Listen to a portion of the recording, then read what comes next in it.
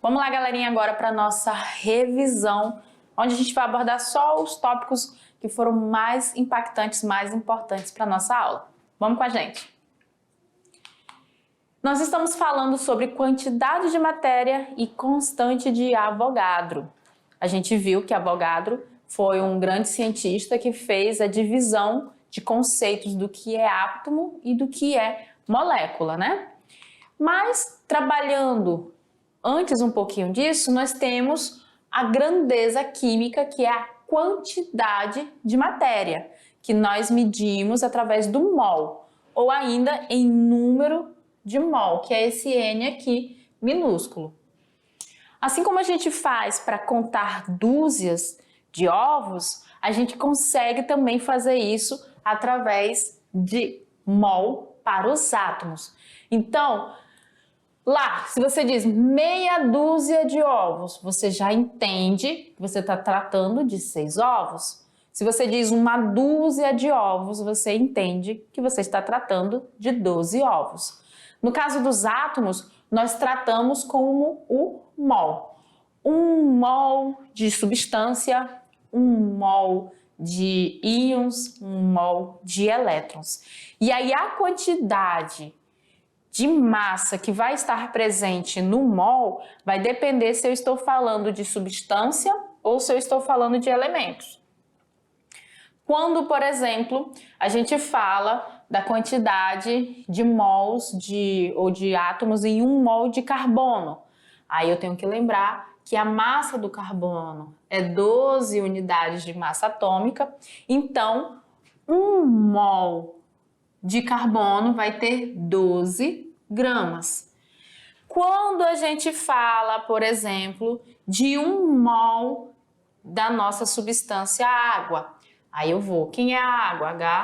H2O. Qual é a massa molecular da água? 18 unidades de massa atômica. Então, 1 mol de água vai ter 18 gramas de moléculas de água, 18 gramas de água, 1 mol dela. Então, nós trabalhamos com a quantidade de matéria sendo a grandeza e o mol é a unidade que nós usamos para expressá-la. E com relação à constante de Avogadro? Avogadro, ele relacionou a quantidade de partículas, de entidades que estão presentes dentro do mol. E ele viu experimentalmente que essa quantidade era constante, no caso, 6,2 vezes 10 a 23. Então, 1 mol de átomos vai ter essa quantidade de átomos.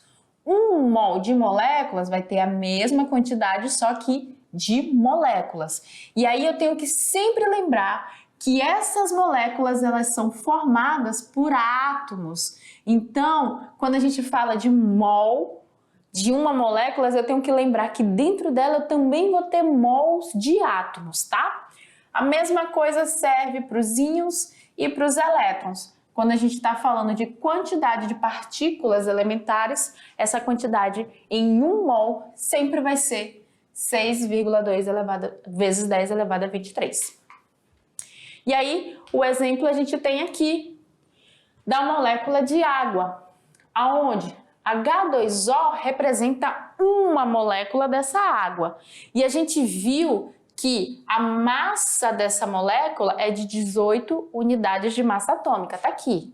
Então, 1 mol dessa molécula, dessa substância, vai ter 6 vezes 10 elevado a 23 moléculas de H2O. Vou ter várias moléculas de H2O dentro desse 1 mol.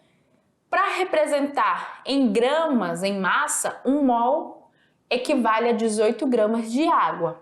E dentro desse 1 mol de água, eu tenho 2 mols de hidrogênio e 1 mol de oxigênio. E assim a gente relaciona a quantidade de partículas elementares que estão presentes dentro das nossas substâncias, né? Eu vou ter 6 vezes 10 a 23 moléculas e eu tenho que lembrar que essas moléculas são formadas por átomos. E dentro delas eu vou ter a mesma quantidade de átomos, formando 1 mol de cada uma. Tranquilão? Então agora vá lá para a sua atividade de sala e daqui a pouco a gente volta aqui, ó, para o nosso Tirando Dúvidas.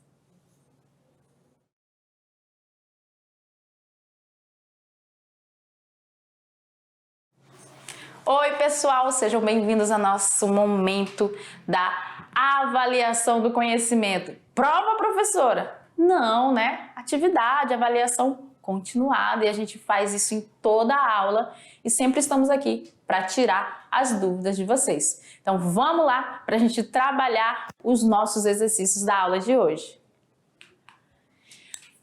Aqui nós temos a questão número 1 e é uma questão muito interessante, muito bacana porque ela trabalha uma linguagem química completa.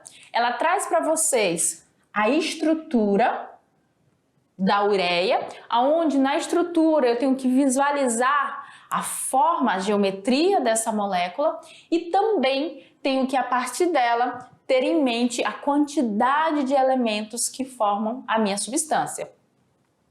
Ele fala para a gente analisar essa estrutura e diz o seguinte: em 1 mol dessa substância, quantos mols de átomos de hidrogênio estão presentes?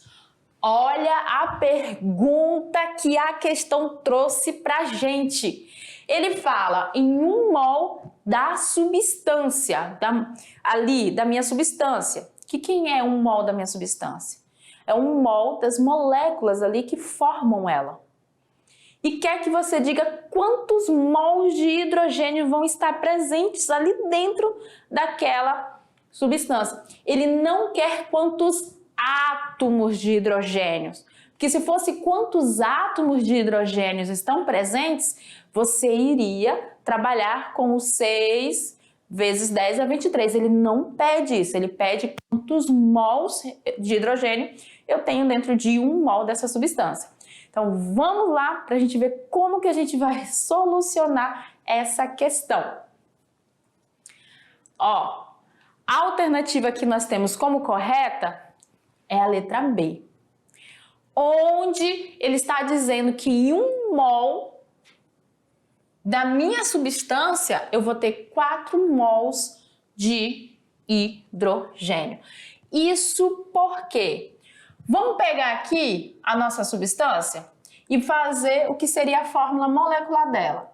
Vai ficar H2, N, C, O.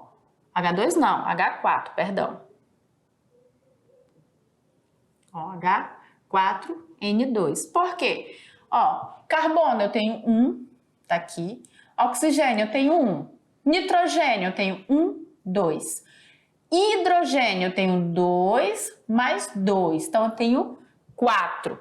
Em cada 1 mol, ou seja, em cada uma molécula dessa nossa substância, aqui 1 mol dessa substância, quantos mols de hidrogênio nós temos? Nós temos 4. Ele não pediu quantos átomos, ele pediu quantos mols. 1 mol dela não está relacionado a uma molécula só? Então, nesse caso aqui, nós vamos ter 4 mols de hidrogênio. Isso porque para cada 1 mol dela, nós temos a necessidade de ter 4 hidrogênios na sua fórmula estrutural, na sua composição. Por isso que a alternativa correta para a gente aqui foi 4. Como eu falei, nós não trabalhamos com a constante de Avogadro. Nós trabalhamos com a quantidade de matéria com 1 mol. Questão de número 2. Na questão de número 2 está o seguinte: numa ação de combate a incêndio em equipamentos elétricos, usamos extintores, de incêndio que contém 2.200 gramas de dióxido de carbono, que é o CO2. Quantos mols de moléculas dessa substância há no extintor? Caramba, professora! E agora, como que a gente vai fazer? Bom, primeiro passo, eu tenho que saber qual é a massa de 1 mol do meu dióxido de carbono. A resposta está aqui, ó, alternativa C, 50 mols. Mas para chegar nessa resposta, eu tenho que saber qual é a massa de 1 mol, um único mol dessa substância. Ele me deu aqui, ó, os dados das massas de cada uma delas, de cada um dos elementos que estão participando do meu dióxido de carbono. Eu tenho aqui a massa do carbono e tenho a do oxigênio. O carbono, quantos carbonos nós temos? Só um. E o oxigênio, qual é a massa dele? 16 gramas por mol. Cada 1 mol de CO2 tem 16 gramas de carbono, de oxigênio. Quantos oxigênios nós temos na molécula? 2. Então, a gente vai fazer o cálculo da massa molar. Vai ficar 12 vezes 1, que dá 12, 16 vezes 2, que dá 32. E a massa aqui, para essa situação, vai ser 44 gramas por mol. Então, essa é a massa que nós temos em 1 mol de dióxido de carbono. Qual é a massa do extintor? 2.200 gramas. E o que a gente vai fazer então? A gente vai fazer a regra de 3. Se em 1 mol nós temos 44 gramas de dióxido de carbono, em 2.200 gramas de dióxido de carbono, quantos mols nós vamos ter? E aí multiplica cruzado. X vezes 44, que dá 44x, e 1 vezes 2.200, que vai me dar 2.200. Matemática para que te quero? Eu estou com uma igualdade e eu quero saber o valor de uma variável. Então, eu vou colocar a variável em evidência. Letra para um lado, número para o outro. Toda vez que você for passar qualquer número para o outro lado da igualdade, você vai inverter a operação que ele está fazendo. O 44 aqui, ele está somando, multiplicando, dividindo ou subtraindo? Está multiplicando. Então, ele passa para o outro lado da igualdade, ó, dividindo. 2.200 dividido por 44. E aí eu encontro o valor de X, que vai ser 50 mols de dióxido de carbono, que vão estar presentes em 2.200 gramas lá do extintor para incêndio. Tranquilo? Entenderam a regrinha matemática? Pois é, muita atenção nesses cálculos, tá, galerinha? Muita atenção para a gente não correr o risco de errar por um pequeno detalhe da matemática. Então, a gente viu aqui a alternativa, a gente observou que sempre que a gente for trabalhar mol e eu quiser saber qual é a massa de 1 mol para uma substância, eu tenho que fazer o cálculo da massa molecular. Encontrando a massa molecular, eu encontro o valor de 1 mol para aquela substância. Como a gente calculou aí que a massa molecular do dióxido de carbono é 44 unidades de massa atômica, para transformar ela relacionada ao mol, basta eu representar ela como 44 gramas. A cada 1 mol daquela substância, nós temos 44 gramas de dióxido de carbono. Tranquilão? Então vamos lá para o nosso Se Liga no Enem. É a questão de número 3 da nossa aula.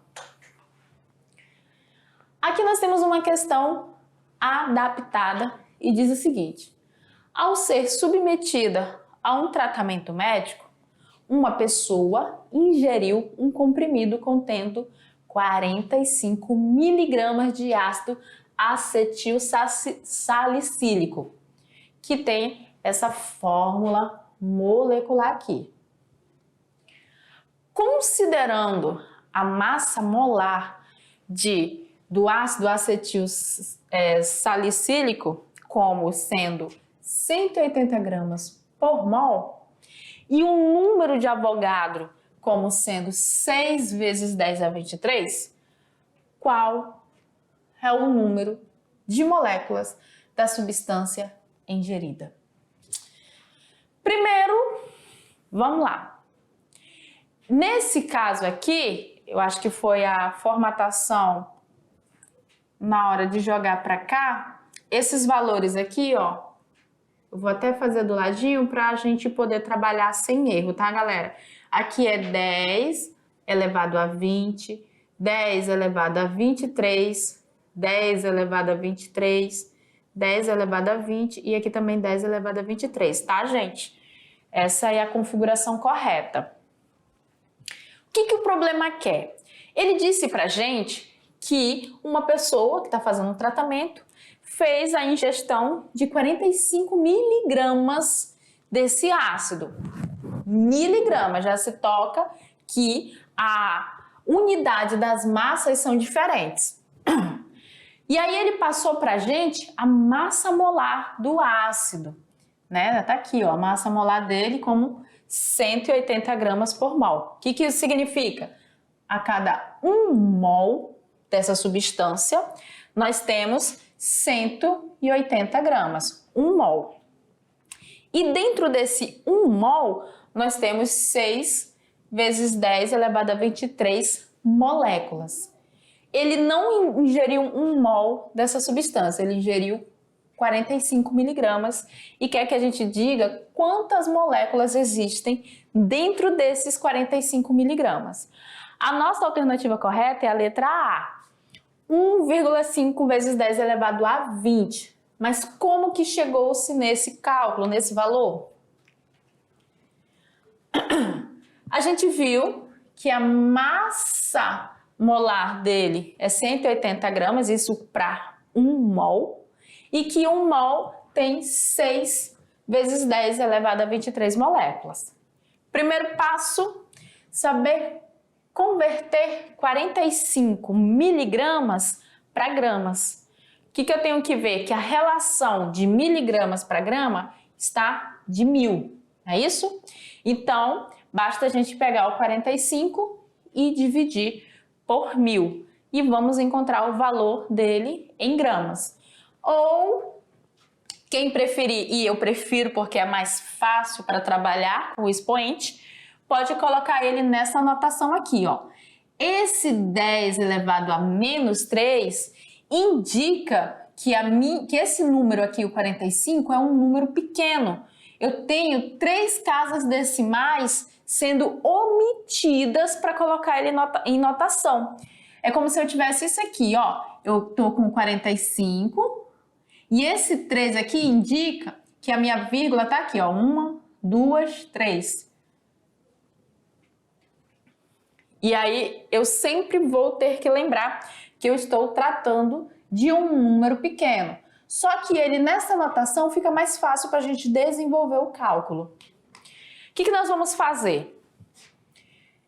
Nós sabemos que 180 gramas vão corresponder a 6 vezes 10 elevado a 23 moléculas desse ácido. Só que o nosso carinha aí, o nosso paciente, ele fez a ingestão de 45 vezes 10 elevado a menos 3 gramas. O que nós vamos fazer? Normal, matemática para que te quero.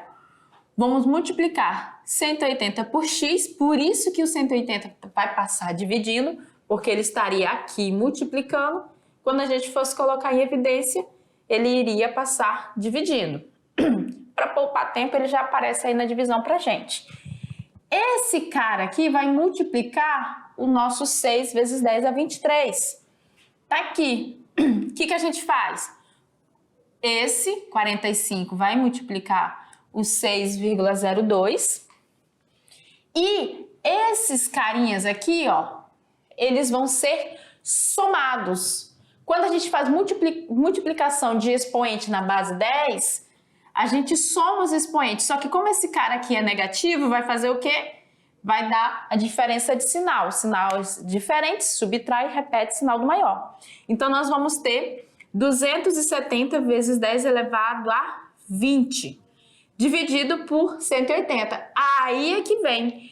Quando a gente for fazer essa divisão, eu divido 270 por 180 e vou repetir a base 10. Então, eu vou ter 1,5 vezes 10 elevado a 20 moléculas de ácido nesses 45 miligramas. Então, a gente vê que a gente tem pouquinho, né? Porque ali o expoente é 20, não 23, como no 6,02. E aí a gente vai encerrando por aqui mais uma aula. Tem muito conteúdo para a gente trabalhar e já vai revisando para as nossas avaliações, viu, galerinha? Até mais!